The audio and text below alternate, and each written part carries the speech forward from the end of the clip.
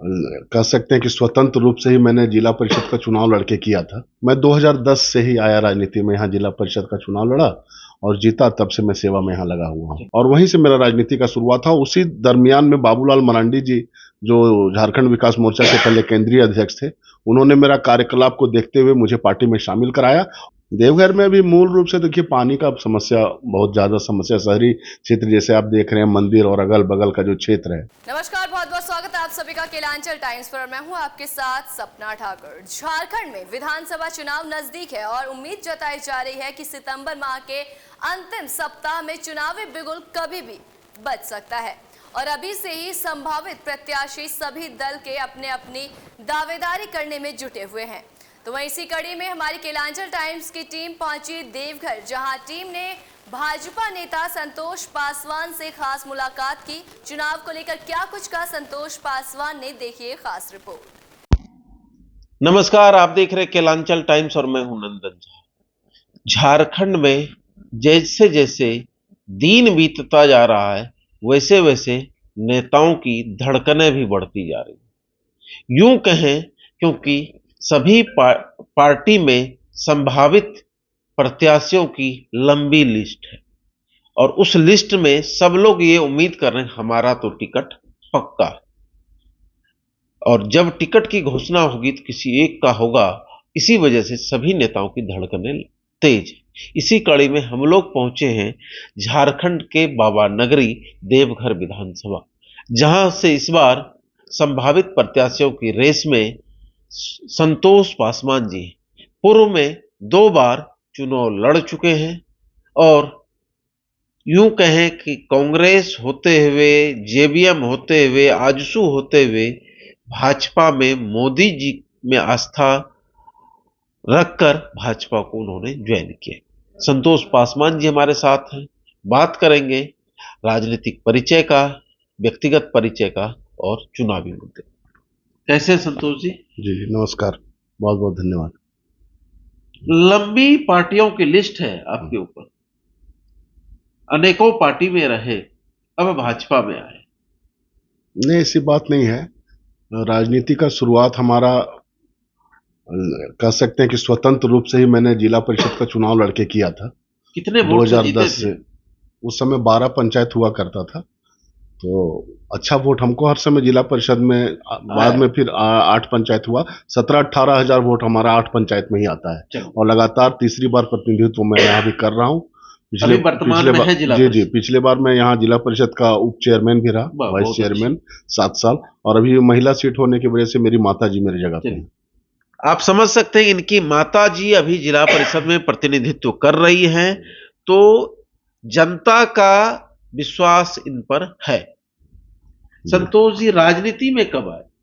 मैं 2010 से ही आया राजनीति में, यहाँ जिला परिषद का चुनाव लड़ा और जीता। तब से मैं सेवा में यहाँ लगा हुआ हूँ। तब से राजनीति करने के साथ साथ पार्टी ज्वाइन करें, ये कब मन में आया? उस समय यहाँ पुनासी जलाशय योजना जो है वो चल रहा था और उसमें जो है विस्थापितों का समस्या चल रहा था।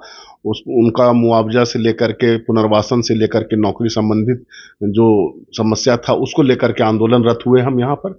आमरण अनशन भी किए, कई बार जेल भी गए। 5-5 बार मैंने आमरण अनशन किया, 5 बार जेल गया और वहीं से मेरा राजनीति का शुरुआत था। उसी दरमियान में बाबूलाल मरांडी जी, जो झारखंड विकास मोर्चा के पहले केंद्रीय अध्यक्ष थे, उन्होंने मेरा कार्यकलाप को देखते हुए मुझे पार्टी में शामिल कराया और मुझे 2014 में टिकट देकर के जेवीएम से कंघी छापा देवघर विधानसभा का चुनाव लड़ाया। कितना वोट आया था उस टाइम में? मुझे लगभग 18,000 वोट आया। 18,000 जी।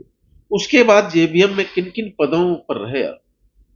नहीं, पार्टी में चुनाव लड़ा मैं, पद में, संगठन में नहीं था। नहीं। फिर 19 का चुनाव हुआ, चुनाव लड़े जी।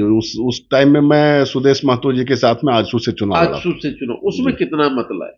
उसमें मत मेरा कम आया था। कम आया, कोई बात नहीं। उसके बाद भाजपा ज्वाइन की? जी हाँ। भाजपा में आए, उसी बीच एक बहुत बड़ा महामारी आ गया, कोरोना जी। कोरोना काल में आपका क्या भागीदारी रहा शहर में? कोरोना काल में भी हम लोग जिस तरह से लोग त्रस्त थे, हम लोगों ने भी सेवा करने का काम किया। मैं उस टाइम में मैं बहुत बुरे दौर से गुजर रहा था। मैंने अपने पिताजी को भी उसी वक्त खोया था, तो लोगों के बीच जो बन पाए लोगों के लिए किया। अभी आप भाजपा में हैं, चुनावी रेस में हैं। देवघर विधानसभा की समस्याएं क्या है, क्या मुद्दे होंगे?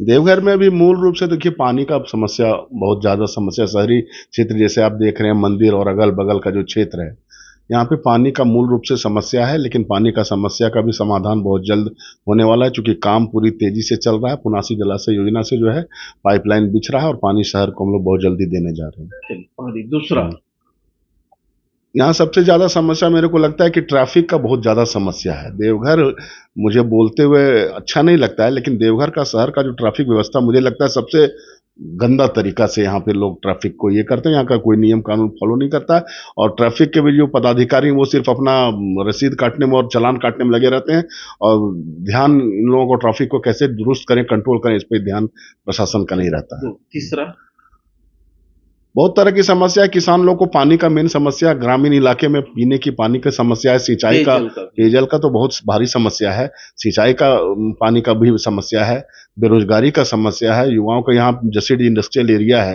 यहाँ पे फैक्ट्री होना चाहिए जिस हिसाब से रोजगार जिस हिसाब से होना चाहिए वैसे नहीं है। आने वाले समय में हम लोग अगर आगे आते हैं तो मेरा प्रमुख सिंचाई और काम में, हाँ, और नहीं, जसीडीह इंडस्ट्रियल एरिया को दुरुस्त करके वहाँ बड़ा बड़ा और कारखाना लगाना, ताकि लोग जो पलायनवाद के शिकार हो रहे हैं, बाहर जो युवाओं को जाना पड़ता है और जाके जान गंवा देते हैं जाकर के, तो उनको घर में ही यहाँ काम मिले, रोजगार मिले, उनका परिवार का भी भरण पोषण बढ़िया से हो, ये मैं चाहता हूँ। इंडस्ट्री की बात आपने की, पेयजल सिंचाई की बात की, ट्रैफिक की बात, लेकिन आज भी बहुत ऐसे गांव हैं जहाँ सुदूरवर्ती गांव आपके विधानसभा क्षेत्र, जहाँ सड़क बिल्कुल है, बिल्कुल सड़क है तो पानी जम जाता है, नाला की व्यवस्था नहीं, ऐसी व्यवस्था ये तो आप जो बोल रहे हैं ये तो जनरल समस्या है। इसको हम लोग आएंगे जब पावर में, तो जहां तक हम लोग को ताकत रहेगा, गांव गांव में कोई भी हमारा ऐसा माने लक्ष्य है कि कोई भी ऐसा गांव ना हो जहां पक्की सड़क ना हो, और जो प्रखंड मुख्यालय से ना जुड़ा हो, जो पंचायत मुख्यालय से ना जुड़ा हो। कहीं नदी नाला, वहां पुल होना चाहिए, पुलिया होना चाहिए, कलवट होना चाहिए, पीसीसी रोड होना चाहिए। ये सब तो प्रमुख चीज है, ये सब तो बोलने वाली बात नहीं, तो करना ही करना है। ये सब चीज ये होगा और हम लोग कर भी रहे हैं। जिला परिषद में भी मैं रहा हूँ, पिछले 3 टर्म से रह रहा हूँ।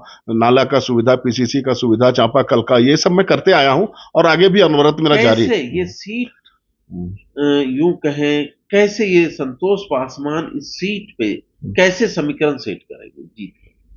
देखिए, फिलहाल तो यहाँ हमारी पार्टी से वर्तमान में विधायक हैं, सिटिंग एमएलए हैं। हम लोग तो चाहेंगे कि हमारा ही यहाँ पर उम्मीदवार हो, विधायक हमारा ही हो। यदि पार्टी मुझे भी मौका देती है तो मैं निरंतर जिस तरह सेवा करते आया हूँ, काम करूंगा, पार्टी के लिए काम करूंगा, कार्यकर्ताओं का मान सम्मान का ख्याल रखूंगा, और ज्यादा से ज्यादा वोट ला करके सीट को जीत करके और भाजपा का सरकार यहाँ प्रदेश में बनाने का काम करूंगा। सिटिंग विधायक है, समस्या की अंबार है, किस पे यह आरोप जाएगा, सरकार पर या विधायक पर? देखिए, जनता तो आप कितना भी काम करेंगे, उनका शिकायत तो कभी कम होता नहीं है, चाहे आप हो चाहे हम हो। जो मोदी जी को लोग जो है बोलने से नहीं जब छोड़ते हैं, तो हम लोग तो आम कार्यकर्ता हैं। तो जहां तक होता है मेहनत हम लोग कर रहे हैं, काम कर रहे हैं, लोगों को संतुष्ट करने की कोशिश करते हैं और करते रहेंगे।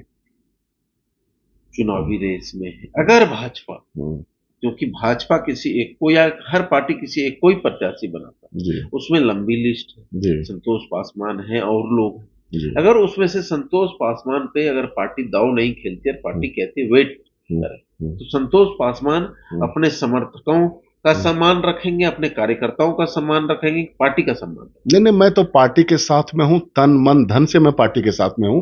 जो पार्टी का निर्देश होगा, जो पार्टी का आदेश हो, यदि पार्टी मुझे चाहेगी कि उस लायक है संतोष कि उसे लड़ाया जाए, ये सीट निकाल सकता है, तो मैं जरूर लड़ूंगा, मैं तैयार भी हूं पूरी तरह से। और यदि पार्टी चाहेगी कि आप इंतजार करिए, आप नहीं लड़िए, आपकी जगह कोई और लड़ेगा, तो मैं उनको जिताने का काम करूंगा, जिसको पार्टी प्रत्याशी बनाएगी। मैं पार्टी के साथ हूं और मैं समर्पित और ईमानदारी से काम करूंगा।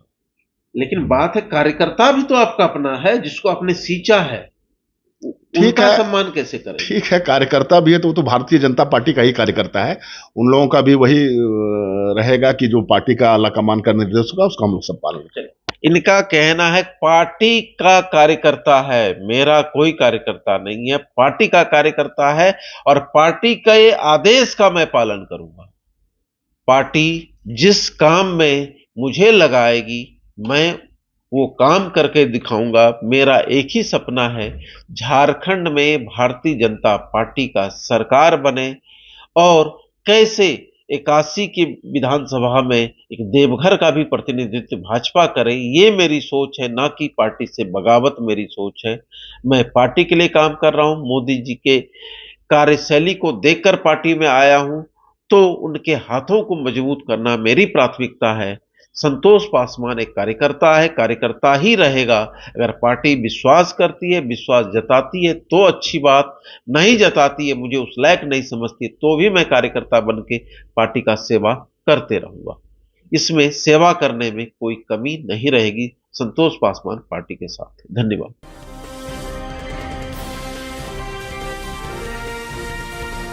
केलांचल टाइम्स